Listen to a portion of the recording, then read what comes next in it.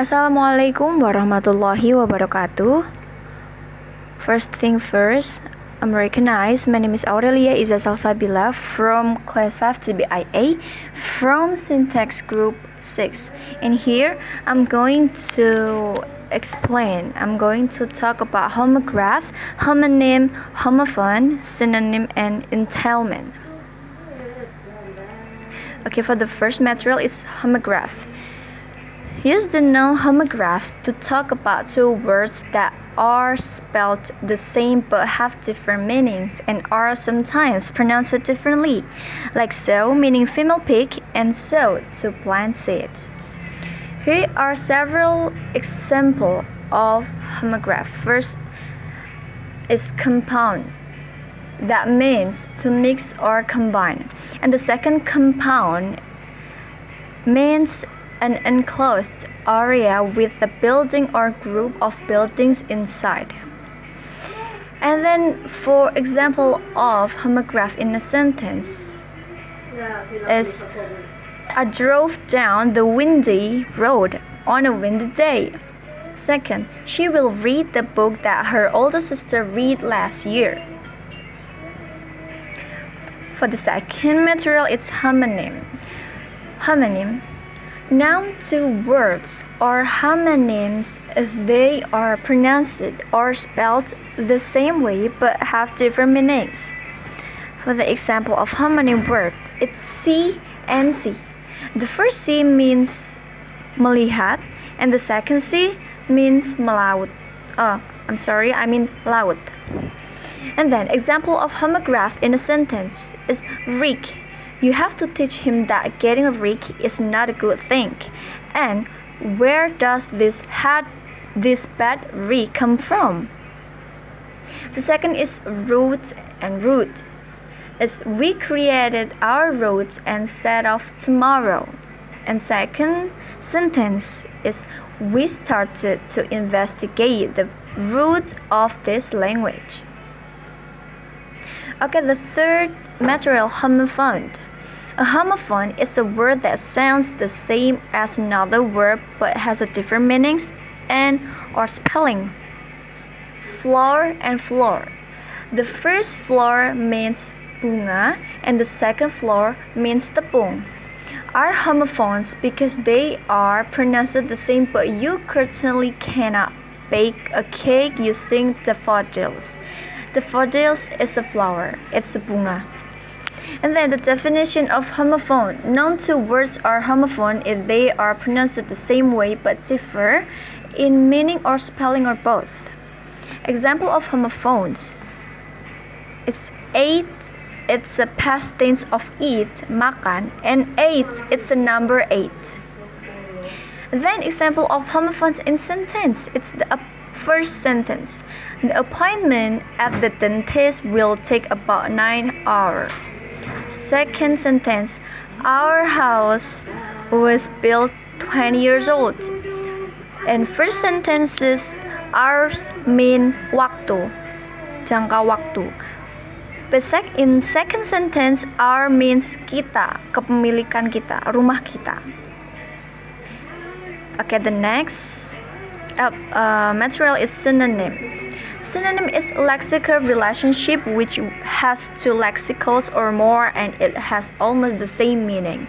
Two or more words with very closely related meanings are called synonyms. They can often, not always, but substituted for each other in sentences. I'm sorry if my pronunciation is bad. Then, in the appropriate circumstance, I don't know how to pronounce it. We can say, what was his answer? Or what was his reply? With much the same meaning. Other common examples of synonyms are the pairs, almost, nearly, big with large, broad with wide, by with purchase, and cape with taxi, car with automobile, couch with sofa, and the last is freedom with liberty. We should keep in mind that the idea of sameness of meaning used in the discussing synonym is not necessarily total sameness. There are many occasions when one word is appropriate in a sentence, but its synonym will be odd. For example, where the word answer fits in the sentence, Sandy had only one answer correct on the test. The word reply would sound odd. Synonymous forms may also differ in terms of formal versus informal uses. The sentence "My father purchased a large automobile" has virtually the same meaning as "My dad bought a big car," with 4 synonymous replacements. But the second version sounds much more casual or informal than the first. Okay, the last material that I'm going to explain is entailment. Entailment is Crystal explains that entailment is a term derived from formal logic and thus is often used as part of a discussion in semantics. It is further explained by Crystal that it refers to a relation between the two propositions that pair up in that relation. The truth that is conceived by the second proposition must follow the truth conceived by the first. Excellent by said by illustrating the relation between the following two propositions. First, the anarchist assassinated the emperor. Second, the emperor died. Said the explained that if someone tells us proportions and we believe it, we know without someone having to tell us. Said asserting that based on the background of knowledge we share with knowing, and we can know. That's all that I can explain to all of you, everybody. Thank you for your attention. I'm sorry. Wassalamualaikum warahmatullahi wabarakatuh. The next is polysemy. Polysemy is the association of single word with 2 or more multiple related meanings. The word polysemy comes from the Greek words poly, many, and sema, sin. Polysemy contrasts with monosemy, one word associated with a single meaning, and homonym, one word associated with 2 or several unrelated meanings.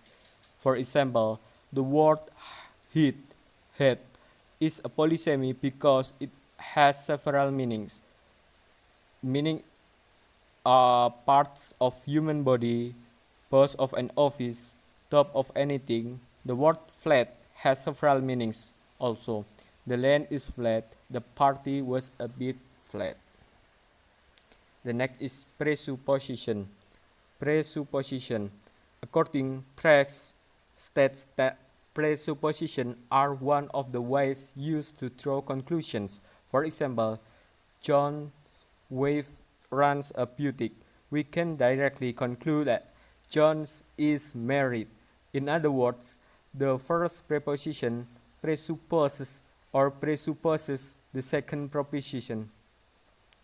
Preposition differs from entailment in that the relation between propositions in entailment is confounded by negation. For example, the anarchist assassinated the emperor entailed that the emperor died. However, the negation given to the two propositions will damage the logic of the relationship. In other words, the anarchist didn't assassinate the emperor doesn't imply that the emperor did not die. For the next, hyponym. Hyponym is a relation of inclusion between two classes or two words in which one class or word more general in terms of meaning involves another class or word whose meaning is more specific. For instance, the word rose carrying characteristic of flower. In general, it's also includes its individual features. Sometimes a subordinate may be superordinate to itself. For instance, the word animal may only include like a tiger, lion, elephant, cow, horse, and is a co hyponym of human, but it is also the subordinate to both human and animal in contrast to bird, fish, and insect. When it's used in the sense of mammal, furthermore, animal is also the subordinate to bird, fish, insect, and mammal in contrast to plant. 6 types of hyponym. Number 1 is perception. Number 2, function. Number 3, geography. Number 4, activity. Number 5, state. And number 6, an action. And meronym. Meronym is the semantic relation existing between a lexical item denoting a part and an item denoting the corresponding word. Therefore, the relationship among elements in a meronym is in the same general type. If one element in a meronym denotes a cohesive physical object, then the other items in the set must too. For instance, weight of a body does not figure among its parts. In addition, if one item refers to geographical area, all the others must do. Hence, Westminster Abbey is not part of London. If one item is abstract noun, the other must be as well. Height is impossible to be part of body. 2 subtypes of meronym. 1 necessary meronym and 2 optional meronym. Antonymy. Antonymy is a lexical relationship in which there are pairs of antonymous word form or words that have opposite meanings. The opposite of meaning is formulated as a contrast of meaning, which can be in the form of reading quality, such as high and low, or quantity, many, little, state, open, close, time, now, then, space or place, here and there, and movement, forward, backward. Jadi, antonim adalah hubungan leksikal suatu kata yang berlawanan makna. Seperti ada kualitas, yaitu tinggi rendah, kuantitas, banyak sedikit, keadaan, terbuka dan tertutup, waktu, sekarang dan kemudian, ruang atau tempat, di sini dan di sana, dan pergerakan, maju dan mundur. There are some kinds of lexical antonymy. Is simple or complementary antonyms, credible antonyms, reversal, and conversion. The first is simple or complementary antonyms. Simple or complementary antonyms are the opposite of words that pairs where if one word can be used, the other words automatically cannot be used. For example, cheat and life, cheat and life, pass, fail, true, false, equal, different, marriage and unmarried, and so on. So, true and false is a simple antonym, meaning that if all the sentence is true, then it can be ascertained that the sentence is not false. When all the sentence is false, then it can be ascertained that the sentence is not true. So, also with the same, it's different. If two items are same, then the goods are not different. If the goods are not the same, then the goods are different. Jadi, Yang pertama itu ada antonim sederhana atau komplementer, yaitu jika salah satu kata yang digunakan, maka otomatis kata yang lain tidak dapat digunakan. Contohnya ada kata seperti mati dan hidup, lulus gagal, benar salah, sama, beda, menikah dan belum menikah. Jadi, misal kita gunakan antonim kata seperti true and false, artinya jika semua kalimat benar, maka dapat pastikan hal tersebut tidak salah. Begitu juga dengan kata sama dan berbeda. Jika kedua barang sama, maka barangnya sudah dipastikan tidak berbeda. Next, the number 2 is credible antonyms.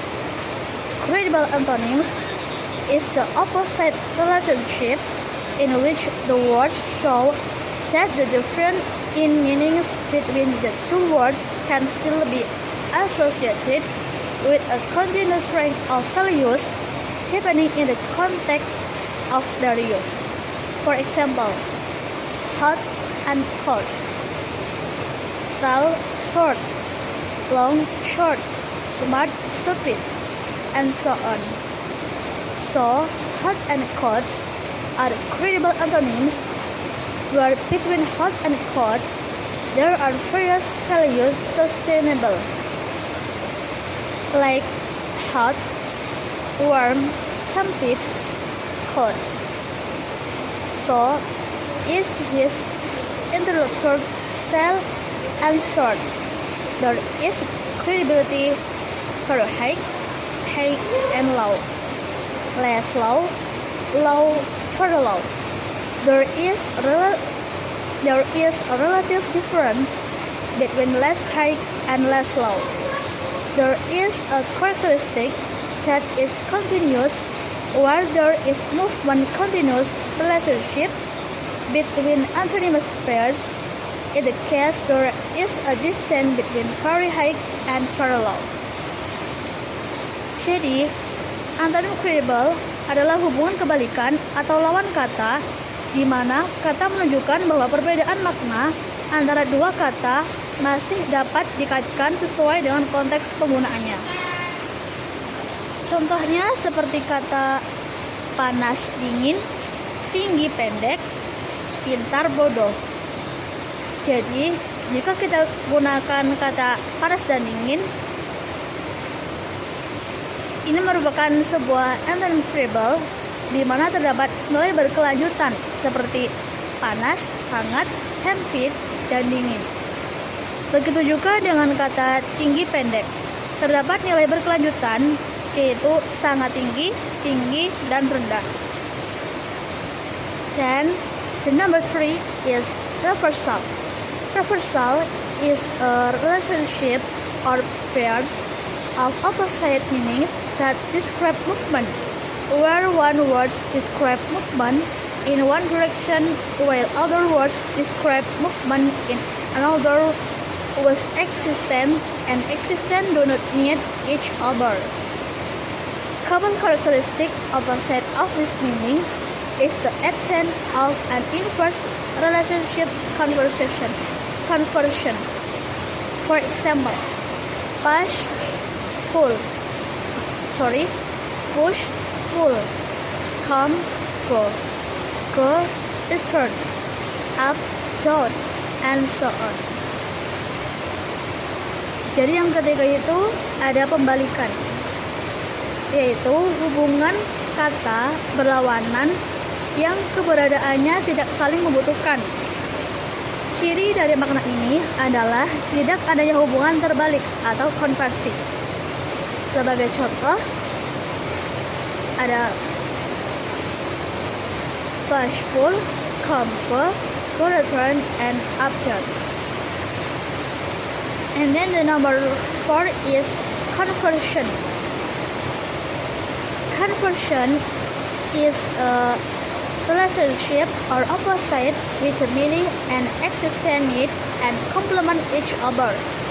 For example, parents should fellow above, greater than, less than, belongs to, employ, husband, wife, teacher, student, borrowing, lending, and so on. Parents' child is a conversion. That is, if X is the parent of Y, then Y is the child of X. Likewise, if X borrows money from Y, then Y lends X money. If X is husband of Y, then Y is wife. If X is the teacher of Y, then Y is student of X, and so on. Jadi yang keempat itu ada konversi. Konversi adalah hubungan kata berlawanan yang keberadaannya saling membutuhkan. Contohnya, ada kata orang tua dan anak, di bawah, di atas, lebih besar dari, lebih kurang dari, majikan, dan karyawan. Jadi, misalnya kita gunakan seperti jika X adalah induk dari Y, maka Y adalah anak dari X. Jika X adalah suami dari Y, maka Y adalah istri dari X. Jika X adalah guru Y, maka Y adalah siswa dari X. Paraphrase. Paraphrase means formulating someone's ideas in your own words. According to Passman, explained that paraphrase is similar with bilateral implication. It means that when a preposition is paraphrased from another preposition and the other way around. For example, we have preposition 1. The preposition 1 is the ideal paraphrase of preposition 2. So, preposition 1 would imply preposition 2, and preposition 2 must imply preposition 1. For instance, preposition Y say Philip is older than Caroline must imply preposition 2, Caroline is younger than Philip, and so the other way around. In preposition, two sentences or preposition have no synonym words that have identical or similar meaning. Two sentences that differ grammatically practically have different meanings. Therefore, the definition of paraphrase as stating the same things with different words needs to be corrected as stating similar things with different words. Jadi, paraphrase adalah kita menggunakan kata, kemudian kita ganti menjadi kalimat sendiri. Seperti itu. That's enough for me. We apologize if there are any mistake. Assalamualaikum warahmatullahi wabarakatuh.